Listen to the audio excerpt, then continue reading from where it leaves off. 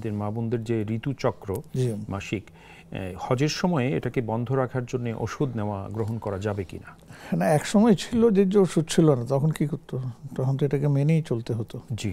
তবে এখানে একটা সমস্যা হচ্ছে যে যদি ওষুধ গ্রহণ না করেন তাহলে কি জানি বলে অনেক সময় দেখা যায় তার তওয়াফ তিনি করতে পারেন না, কারণ তওয়াফের জন্য তো হারাত পবিত্রতা শর্ত।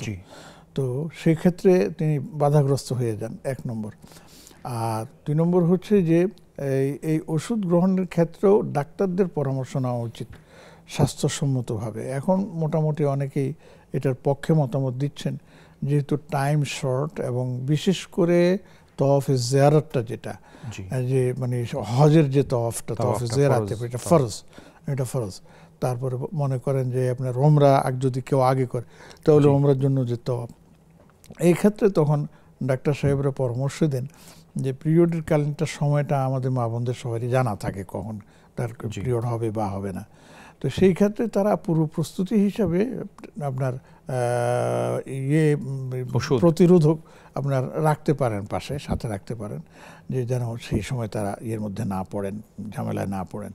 তো ডাক্তার সাহেবদের পরামর্শক্রমে যদি তারা বলেন যে নেওয়া যেতে পারে, তার স্বাস্থ্যের জন্য ক্ষতিকর হবে না, তাহলে তিনি গ্রহণ করতে পারেন। আর এখন আমাদের দেশ শুধু নয়, সারা পৃথিবী থেকে বিভিন্নখান থেকেই তো নারী পুরুষ সবাই আসতেছে।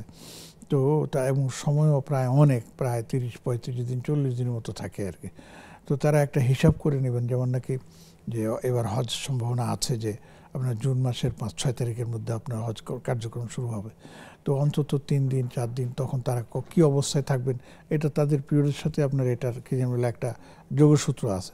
তারা সেইভাবে নিজেকে প্রস্তুত করতে পারেন। যদি দেখেন যে না পার হয়ে যাচ্ছে, তাহলে তো পার হয়ে গেল।